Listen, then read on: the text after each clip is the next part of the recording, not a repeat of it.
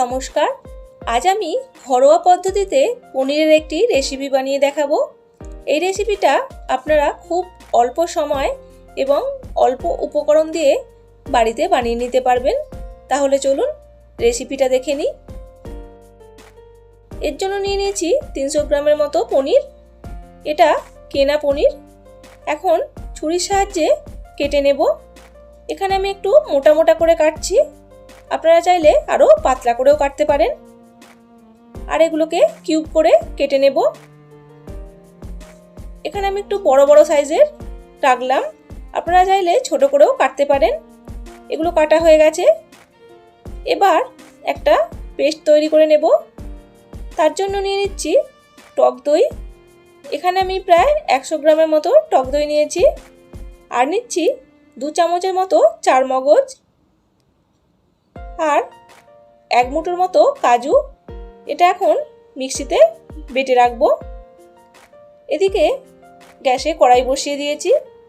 এর মধ্যে খানিকটা সাদা তেল দিয়ে দিলাম।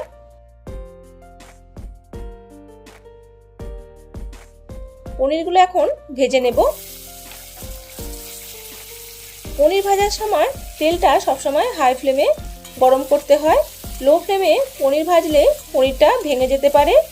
তারপর গ্যাসটা কমিয়ে দিতে হবে। এখন আমি মিডিয়াম আঁচে এটা ভেজে নিচ্ছি। অনেকটা লাল লাল হয়ে গেছে। এখন নামিয়ে নেব।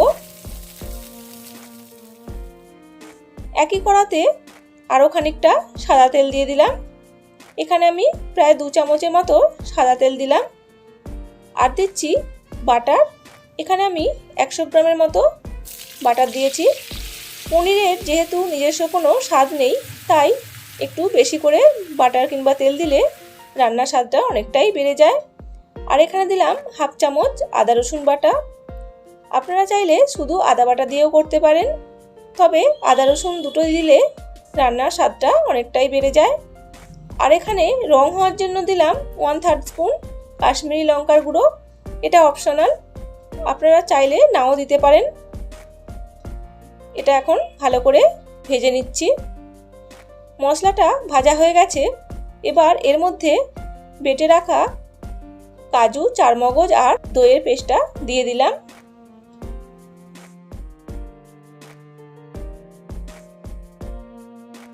বাটিটা জল দিয়ে ধুয়ে এটাও দিয়ে দিচ্ছি। এখন মশলাটা বেশ খানিকক্ষণ কষে নিতে হবে।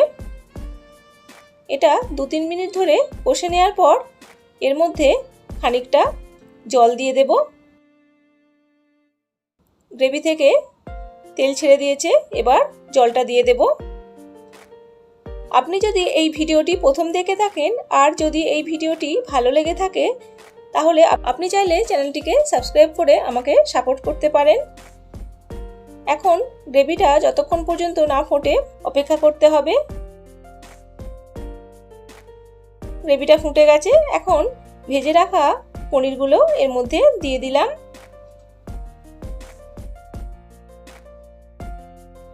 এবার ভালো করে গ্রেভির সাথে পনিরগুলো মিশিয়ে দিচ্ছি। মেশানো হয়ে গেছে। এবার এর মধ্যে স্বাদমতো নুন দিলাম।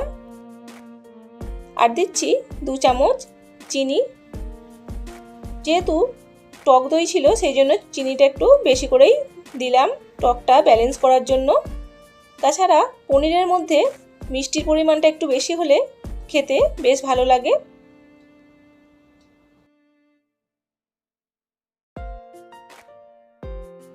গ্রেভিটা অনেকটাই কমে গেছে।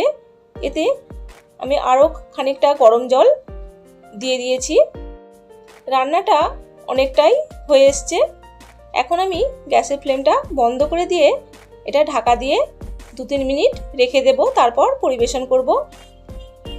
এই রান্নাটা রুটি, পরোটা, নানের সাথে খুবই ভালো লাগে। তাহলে এই পর্যন্তই। ভালো থাকবেন, সুস্থ থাকবেন। ধন্যবাদ।